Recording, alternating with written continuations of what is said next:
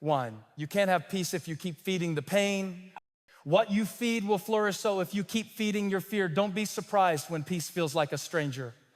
You've been nurturing your worry like it's a pet, but it's time to starve that voice and feed your faith instead. Peace doesn't come when the storm stops, it comes when you stop giving the storm all your attention. Two, feelings are real, but they're not the ruler. Just because you feel it doesn't mean you have to follow it. Emotions are indicators, not dictators. God gave you feelings, but He didn't give them a throne. So stop bowing to sadness, fear, and regret like they get the final say. They don't. Faith is a decision, not a reaction. Three, you're too focused on what's against you to see what's within you. You keep replaying the rejection, the mistake, the moment it all fell apart, and it's blinding you from the power that's still alive inside you. The enemy wants you stuck on what hurt you so you'll miss what God is healing. Stop giving your attention to your enemies and start giving your focus to your assignment. Four, every time you rehearse the hurt, you rob yourself of the healing. You're walking through life like it's still happening, like the pain hasn't passed, like the season hasn't shifted. But if you keep digging up old wounds, how can you expect new strength? God can't bless who you pretend not to be hurt. He heals what you're willing to release. One, you can't have peace if you keep feeding the pain. There's a reason your heart feels heavy even when nothing around you seems to be falling apart. There's a reason you lie awake at night with a mind that refuses to rest. It's not just the circumstances. It's not just the memories. It's not even just the people who hurt you. The real reason you can't find peace is because you keep feeding the very pain you want to be free from. Pain doesn't have to knock on your door anymore. You've given it a key. You've invited it in. You've made it a guest. But the truth is, pain was never meant to be a tenant. It was meant to be a teacher. It was supposed to teach you something and move on, but if you keep entertaining it, it'll keep expanding. If you give it attention, it will ask for affection, and eventually it will start deciding the direction of your life. Pain will never leave where it's being fed, and too often we don't even realize how much we're nourishing it. We do it with our thoughts, with our scrolling, with the conversations we choose to replay, with the grudges we protect like they're sacred. We keep the pain alive by reliving it, rehearsing it, and assigning it more power than it ever deserved. And then we wonder why peace won't come. But peace isn't the problem, our focus is. You can't walk in peace while feeding bitterness. You can't have joy while meditating on injustice. You can't experience freedom while obsessing over who didn't value you, who didn't see you, who didn't love you the way you needed to be loved. That's not healing, that's self-inflicted torment. And the longer you feed it, the more it grows. Some of us are still angry over things that happened a decade ago, still bitter about betrayals that didn't even happen in this season, still carrying wounds that no longer bleed but have become our identity. We've worn our pain like armor, but it's keeping peace out. It's guarding us from joy. We can't receive what we won't make room for. And when we keep the pain at the center of our hearts, we've evicted peace without even realizing it. Peace doesn't come from the absence of problems, it comes from the presence of perspective. You could have the same situation and two entirely different results depending on what you focus on. One person chooses to magnify the pain and it multiplies. Another chooses to magnify the lesson and they walk out stronger. The difference isn't in the story, it's in the focus. What you feed, you feel. And what you feel starts to form your reality. When you wake up every day thinking about who let you down, how hard it's been, how unfair it feels, that's what you're feeding. You're not feeding your future, you're fueling your frustration. You're not feeding your healing, you're rehearsing your hurting, and every time you go back to it, you're giving it power over your present. You're giving it permission to steal your joy, to shrink your vision, to drain your energy. That's why some people are exhausted, even when they're not physically doing much. It's not their body that's tired, it's their soul. They've been carrying emotional weight for so long that it's become normal. But just because it's familiar doesn't mean it's healthy, and just because it's your story doesn't mean it has to be your sentence. You can stop feeding what's breaking you. You can stop nurturing what's destroying your peace. It begins with awareness. Are your thoughts helping you heal or holding you hostage? Are your conversations building you up or breaking you down? Are your habits making room for peace or inviting more chaos? You can't expect to feel differently while thinking the same. You can't expect peace to grow where pain is being glorified. You have to shift your focus, starve the pain, and feed the promise. Feeding the pain often looks like little things, bringing up the past when no one asked, comparing yourself to someone else's highlight reel, attaching your identity to a season that's over. It's subtle, it's sneaky, and it's seductive. Because there's a part of us that almost enjoys the familiarity of pain. At least you know what to expect. At least it gives you a reason not to try again. But comfort is not the same thing as peace. You can be comfortable in chaos and still be dying inside. You were not created to live in emotional survival mode. You were meant to thrive, to rise, to move forward. But you can't do that when your inner dialogue is stuck in yesterday's heartbreak. You can't move toward peace while staying loyal to the patterns that keep you in pieces. You can't grow new fruit on roots that are poisoned by resentment, regret, and replayed trauma. And here's what most people miss: feeding pain doesn't just affect your emotions, it clouds your vision. When you're feeding hurt, you see everything through the lens of hurt. You can't receive love because you're suspicious of it. You can't recognize opportunity because you're waiting for disappointment. You can't enjoy the present because you're haunted by the past. Pain becomes your filter, and until you remove it, everything you look at will be distorted. That's why some people sabotage blessings, not because they're ungrateful, but because peace feels unfamiliar and pain feels safe. So when good things show up, they mistrust it, mislabel it, or mishandle it, not because it wasn't real, but because the old pain was still being fed. And whatever you feed starts to speak louder than what you want. So how do you stop feeding it? You stop revisiting it in your thoughts every hour. You stop giving it airtime in your conversations. You stop letting it justify bad habits and poor boundaries. You stop using it as a reason to shut people out or push people away. You stop making it the main character in your story. It happened, but it doesn't have to keep happening in your mind. You can acknowledge it without worshiping it. You can feel it without feeding it. And when you stop feeding it, something amazing begins to happen. Peace starts to grow in places where pain used to reign. You'll notice it in the way you respond to people, in the way you handle stress, in the way your shoulders feel a little lighter and your breath comes a little easier. Not because everything outside changed, but because you shifted what you were feeding inside. Peace isn't passive. It's not the result of life finally calming down. It's the reward of intentional focus. Peace is something you build, not something you stumble into. You build it with your boundaries. You build it with your thoughts. You build it with your habits. You build it by refusing to keep setting a table for bitterness and calling it a feast. That's not a meal, it's a trap. And every time you return to it, you shrink your soul. Pain might knock, but you don't have to let it in. Thoughts might come, but you don't have to entertain them. You are not a prisoner to your pain. You are the gatekeeper of your peace. You get to decide what stays. You get to decide what grows. You get to decide what gets fed, and you have more power than you think. Yes, it hurt. Yes, they were wrong. Yes, you went through it, but that doesn't mean you have to keep going through it every single day. The power of peace isn't in what happened, it's in what you do next, and you can choose to stop feeding the pain and start feeding your purpose. Purpose is not born out of ease, it's born out of transformation. But transformation doesn't happen when we keep reliving trauma like it's our source of strength. It happens when we look pain in the face and say, you no longer define me. It happens when we reclaim our focus and say, my attention is too valuable to spend on old wounds. It happens when we silence the lies and say, peace is my portion, not pain. You can still love people without carrying the weight of their betrayal. You can still honor your past without staying stuck in it. You can still feel the sting of what happened without letting it shape your identity. That's how peace is born, not by pretending it didn't hurt, but by choosing not to let it hold you hostage. You can start feeding hope, feeding forgiveness, feeding discipline, feeding gratitude, feeding the thoughts that make you stronger, the ones that lift you up, the ones that remind you who you are and what you're capable of. That's how you start starving the pain. Not through willpower alone, but through a shift in focus.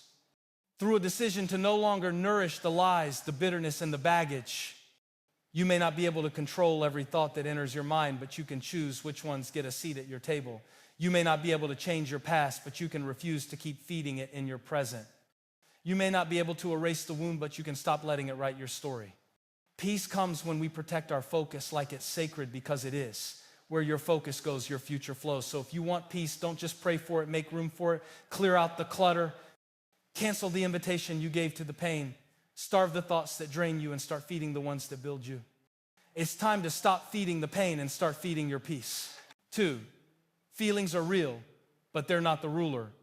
Feelings are powerful. They can rush in like a flood and wash over every rational thought in your mind. They can sneak in quietly and slowly, drain your motivation, your perspective, and your sense of direction. They can scream so loud in your head that the truth sounds like a whisper, and while they are undeniably real, they were never designed to rule your life. The problem isn't that we feel too much, it's that we follow those feelings like they're gospel. We let temporary emotions dictate permanent decisions. We let fleeting moods determine foundational truths. And we give our feelings more influence than our values, our convictions, our purpose. That's how life gets out of alignment, when we let what we feel override what we know. No one is saying your emotions don't matter, they matter a lot. But there's a difference between acknowledging them and obeying them. There's a difference between listening to your feelings and letting them lead your life. The moment your emotions sit on the throne of your decisions is the moment your peace, your growth, and your destiny are at risk. You don't have to deny what you feel, you just have to dethrone it. Feelings make great messengers, but terrible masters. They can give you insight, but they should never give you instructions. Your feelings might be telling you you're not enough, that nobody cares, that you'll never recover, that it's too late. But just because a feeling speaks doesn't mean it speaks the truth. And if you don't learn to filter your emotions through truth, you'll keep following lies disguised as instinct. Sometimes we think we're being true to ourselves when really we're just being ruled by emotion. I'm just being real, we say, but real doesn't mean right. Real doesn't mean wise. You can be honest about what you feel without letting it control you. Being emotionally aware is healthy. Being emotionally led is dangerous. You've got dreams you've buried because of fear, opportunities you missed because of insecurity, people you pushed away because of unhealed pain, commitments you broke because your mood shifted. All because you trusted your feelings more than your focus. But the truth is, your purpose doesn't adjust to your emotions. Your emotions have to be trained to align with your purpose. And here's the hardest part: feelings feel final. That's why we give them so much authority. When anxiety hits, it feels like it'll never leave. When rejection stings, it feels like it defines you. When you're tired, it feels like quitting is the only option, but feelings lie, they exaggerate, they distort, they scream louder than logic and drown out wisdom.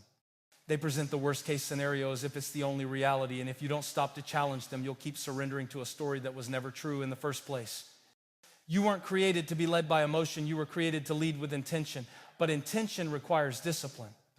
It requires stepping back and asking, is this feeling pointing me toward who I want to be or pulling me back to who I used to be? Is this emotion aligned with the truth or just echoing my trauma? Is this response rooted in wisdom or in wounds I haven't healed from? If you don't ask those questions, your feelings will always take the lead, and they'll take you places you never meant to go, places your purpose can't thrive. You'll wake up 6 months from now wondering how you lost your joy, your peace, your progress, but it won't be a mystery. You gave the wheel to a voice that was only meant to ride in the back seat. Think about the times you've lashed out and regretted it, the times you avoided something good because you felt unworthy, the times you said yes out of guilt or no out of fear. That wasn't truth talking, that was emotion leading. And if you don't take that authority back, it will keep wrecking your relationships, sabotaging your progress, and distorting your self-perception. There's a war going on in every moment between your emotions and your convictions, between how you feel and what you know, between your instinct to react and your intention to respond. And the side that wins is the side you strengthen. If you keep rehearsing the worst case scenario, you're feeding fear. If you keep validating your anger with every offense, you're feeding resentment. If you keep sitting in self-pity, you're feeding defeat, and eventually those feelings get strong enough to dictate the path of your life. But the opposite is also true. If you pause to reflect instead of react, you're feeding wisdom.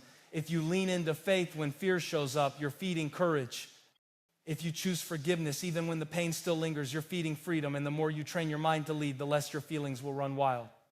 Emotional maturity isn't about never feeling. It's about feeling fully without being led blindly.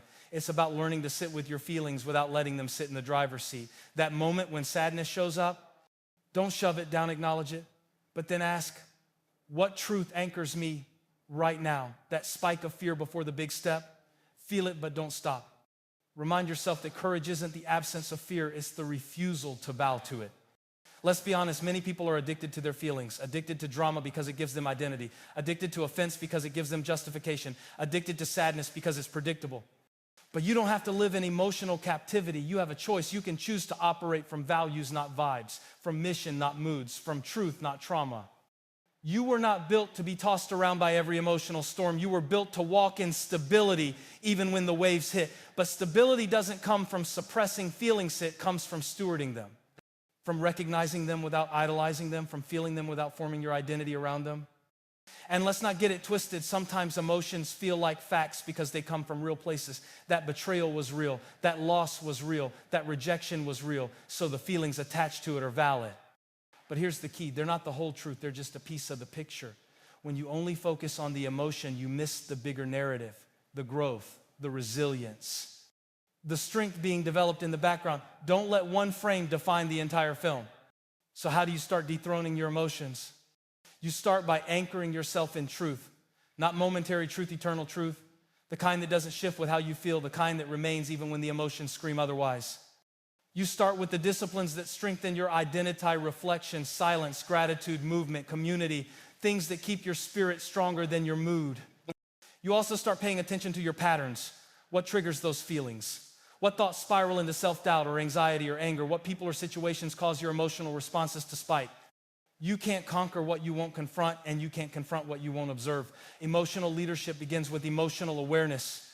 Sometimes the greatest act of strength isn't pushing harder, it's pausing, taking one deep breath before responding, taking one step back to realign.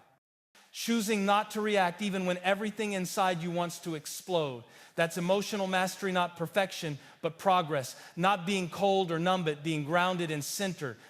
Your feelings don't have to agree with your decisions for those decisions to be valid. You can feel fear and still step forward. You can feel sadness and still show up. You can feel anger and still respond with grace. That's where maturity lives, in the gap between emotion and action, in the choice to lead your feelings instead of being led by them. The world will tell you to follow your heart, but what if your heart is still healing? What if your heart is carrying unprocessed grief, unmet expectations, unresolved trauma? The most dangerous advice you can follow is the kind that encourages you to elevate emotion over wisdom. The heart was meant to be guided, not to guide. It's a compass, not a captain. You have to lead it, not let it lead you. And sometimes that means choosing what's best over what feels good, discipline over dopamine, purpose over pressure, vision over validation. It means saying no when you feel like saying yes, and yes when fear tells you no. It means sacrificing the emotional high of the moment for the fulfillment that comes from long-term alignment. The truth is, your feelings can change 10 times in a day. What you wanted in the morning might frustrate you by nightfall. What felt overwhelming yesterday might feel manageable tomorrow. That's why we can't live life based on unstable emotions. We need unshakable convictions, anchors that hold even when the wind of emotion blows hard. So take back the pen. Stop letting feelings write your future. They can inform the script, but they don't get to dictate the plot. You get to choose what narrative plays in your mind. You get to set the standard for your responses. You get to decide what voice leads truth or emotion. You were never meant to be a slave to every feeling that shows up. You were designed to walk in freedom, in clarity, in intentionality. You are not what you feel. You are what you choose in the middle of what you feel. That's where power lives. Not in the absence of emotion, but in the presence of leadership. That's how you become emotionally free. That's how you rise above the chaos. That's how you lead a life that's grounded, focused, and unshaken. 3, your gift makes room, but only grit keeps you there. There's a saying that your gift will make room for you, and its true talent opens doors. Potential creates opportunity. Natural ability attracts attention. But what no one tells you is that while your gift might get you in the room, only grit will keep you there. The truth is, talent without work ethic is wasted. Potential without persistence is just a fantasy. You can be the most gifted person in the building, but if you don't have the discipline to develop that gift, you'll lose ground to someone less talented but more consistent. Because success is never just about what you have, it's about what you're willing to build when no one's watching. We live in a culture that celebrates charisma over character. We're drawn to quick success, instant results, natural brilliance. But the people who last, the ones who really make impact, aren't the ones who shine brightest out the gate. They're the ones who refused to stop when the spotlight moved on. They stayed when it got hard. They kept showing up when the hype faded, because they understood that sustaining greatness takes more than gifting, it takes grit. Some people spend their whole lives waiting for a moment that matches their gift, but moments don't define greatness, habits do. If you're always waiting for the right stage, the right applause, the right validation to start giving your best, you'll miss the real work of preparation. The truth is, the behind-the-scenes grind matters more than the front stage shine. You develop grit in the quiet, in the shadows, in the places no one sees, when you keep practicing, when you keep trying, when you keep showing up, even when it looks like nothing is happening. That's what separates dreamers from doers. Dreamers live on potential. Doers build through persistence. Dreamers talk about what they're going to do. Doers put their head down and make it happen. Dreamers chase passion. Doers understand that passion fades, but purpose stays. And when the passion dies, grit is what keeps the vision alive. Let's be clear. Having a gift is a blessing, but sometimes it becomes a curse when it tricks you into thinking you don't need to work. You start coasting. You rely on your natural ability instead of developing your capacity, and then one day, someone with half your talent but double your tenacity takes the spot you thought belonged to you. Not because they were better, because they were hungrier. It's not about being the most talented in the room, it's about being the most teachable, the most willing, the most relentless. Grit is the grind you choose when it would be easier to quit. It's waking up early to improve when no one's asking you to. It's studying when others are scrolling. It's choosing focus over fun, sacrifice over comfort, growth over convenience. You won't always feel like grinding, but if you only move when it feels good, you'll never build the strength to stay when it doesn't. Growth lives in resistance. Breakthrough lives in consistency. And character is forged when your will overrides your want. That's why some of the most powerful people aren't the loudest. They're the most disciplined. Your gift will impress people, but your grit will impact them. Talent might get applause, but grit earns respect, because grit tells the story of someone who didn't give up, someone who kept fighting when the odds stacked up, someone who believed in the calling even when the confirmation was nowhere in sight, someone who chose process over popularity, someone who saw failure not as the end but as feedback. The grind isn't glamorous. No one claps for you when you're up late reviewing your work, or waking up early to pray, to plan, to prepare. No one celebrates the days you feel like giving up, but choose not to. But that's where grit is built. That's where foundations are formed. Not in applause, but in silence. Not in praise, but in perseverance. You don't build greatness in the spotlight, you build it in the shadows. While others sleep, you sacrifice. While others doubt, you decide. While others coast, you commit. That's the mindset that separates average from exceptional. That's what it means to honor your gift, not by flaunting it, but by fighting for it, protecting it, sharpening it. Because let's be honest, life will test your commitment. There will be seasons where your gift feels buried, where no one's calling, where nothing's working, where it seems like your effort isn't producing results. And in those moments, grit becomes your lifeline. Grit says, I'm not doing this for applause, I'm doing it because I was built for it. Grit says, I might not feel strong, but I will stay faithful. Grit says, this pain won't break, might will build me. You've got to make a decision. Are you going to let hard times cause you to doubt your gift, or are you going to let those moments deepen your grit? Will you let obstacles drain you or develop you? Will you crumble under pressure or become the kind of person who performs with precision because you trained in private for this moment? Don't confuse visibility with value. Just because no one sees you grinding doesn't mean it's not working. Just because they don't validate you doesn't mean you're not valuable. Growth often happens underground. Like roots stretching deep before the tree breaks the surface. If you're in a season of obscurity, don't waste it. Let it make you stronger. Let it stretch your character. Let it develop your grit, because the moment will come. That door will open. That opportunity will rise. And when it does, you won't just show up. You'll be ready. Ready because you did the work. Ready because you pushed through when others pulled back. Ready because your gift wasn't just discovered, it was developed. And your grit, it became the engine that carried you through the delays, the disappointments, the dark days. Sometimes we blame life for not giving us more when really we haven't done enough with what we already have. You're waiting for a platform when you haven't been faithful with your practice. You want a microphone when you haven't mastered your mindset. You want to lead others when you haven't even learned to lead yourself. Grit starts at the personal level. It's choosing responsibility when excuses are easier. It's owning your growth, managing your emotions, developing your character, showing up with excellence even when no one's looking. It's treating every task, big or small, as preparation for the next level. And hear this, you don't have to feel strong to be strong. You don't have to feel ready to get started. Grit isn't about how you feel, it's about what you decide. You decide to rise, you decide to show up. You decide to keep going. That's where strength is forged, not in feelings, but in follow-through. Every time you feel like quitting, remember, someone is watching, someone is drawing strength from your endurance, someone is learning from your discipline, someone is being inspired by your grit. Your fight is not just for you, it's for everyone connected to your purpose, everyone who will be impacted by your gift, everyone who will find hope because you didn't fold. So don't despise the process, don't resent the resistance. It's training you for what's coming. It's shaping you into someone who can handle the weight of the calling, who can carry the responsibility of leadership, who can rise to the occasion not just once, but consistently. You were never meant to be a shooting star. You were meant to be a steady flame, burning with purpose, fueled by grit, sustained by the quiet decisions no one sees but that change everything. Talent may attract the opportunity, but grit secures the legacy. Talent may open the door, but grit is what builds the house. Talent may create a moment, but grit is what multiplies it into a movement. So don't just ask, what am I gifted at? Ask, am I gritty enough to grow it? Don't just ask, where's my platform? Ask, am I prepared? Don't just wait for doors to open, train, so that when they do, you don't have to rise to the occasion because you've already been living at that level in private. You don't need more applause, you need more discipline. You don't need easier roads, you need deeper roots. You don't need to prove your gift, you need to protect it, cultivate it, strengthen it with daily effort. Because the truth is, talent gets celebrated, but grit gets remembered. And when your name is mentioned, when your life is examined, when your story is told, let it be said that you didn't just have the gift, you had the grit. And that made all the difference.